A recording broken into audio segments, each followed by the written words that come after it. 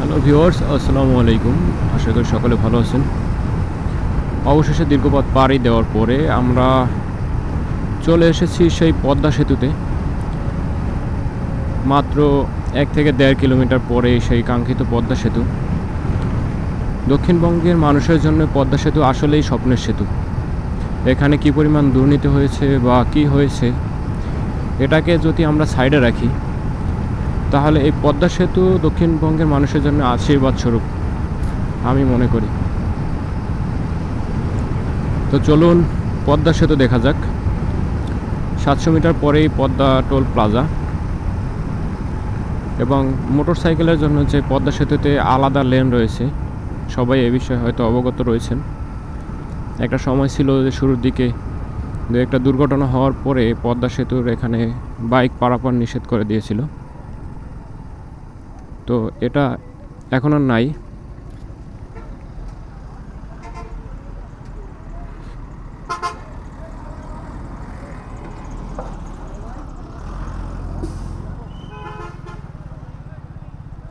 বাইকের জন্য এখানে টোল রাখা হয়েছে 100 টাকা।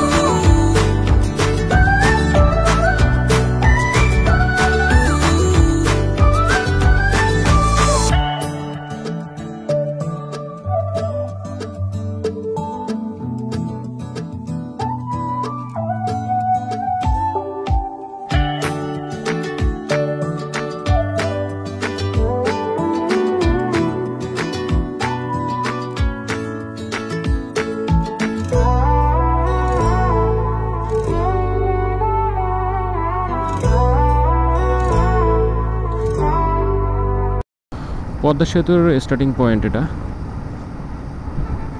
এটা হলো মাওয়া প্রান্তর, আর অপোজিট সাইডে রয়েছে জাজিরা, এবং মিডল পয়েন্টে যেটা গিয়েছে এটা হলো পদ্মা রেল প্রকল্পের কাজ চলতেছে। এখন পদ্মা রেল যাতায়াত করতেছে।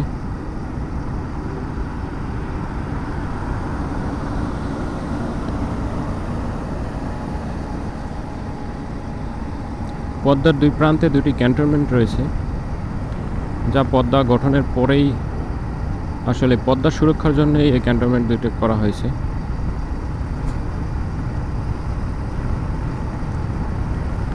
ছয় কিলোমিটার দীর্ঘ এই সেতুটি আসলে দক্ষিণবঙ্গের মানুষের জন্য যে কতটা আশীর্বাদ স্বরূপ শুধুমাত্র দক্ষিণবঙ্গের মানুষই জানে। এমার্জেন্সি লেন বা মোটরসাইকেল লেন যাই বলেন, কিছু কিছু জায়গায় দেখবেন এখানে কাজ চলতে থাকে, মানে ম্যাক্সিমাম টাইমে এই কনস্ট্রাকশনের কাজ চলতে থাকে। তো এগুলো দেখে সতর্কতার সহিত যাতায়াত করবেন। তো সাথেই থাকুন, দেখতে থাকুন পদ্মা সেতু।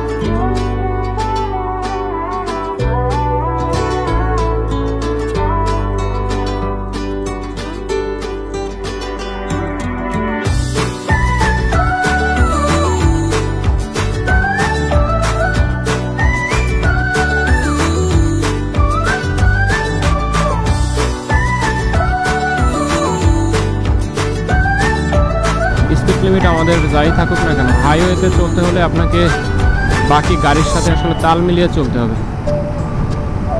যেখানের পরিবেশ যেরকমের।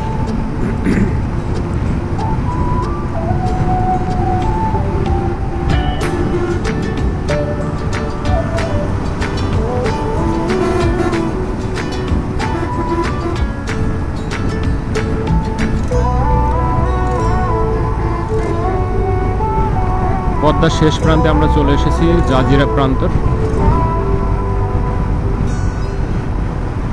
পাশেই ক্যান্টনমেন্ট রয়েছে। এখানকার পরিবেশ এখন পর্যন্ত সুন্দর আছে, ফিউচারের কথা বলা যাচ্ছে না।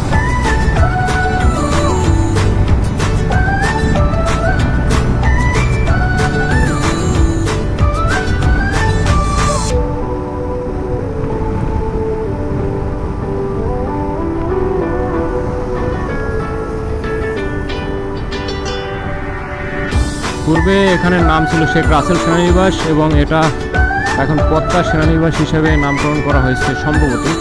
দেখতে পাচ্ছেন নাম পরিবর্তন হয়েছে।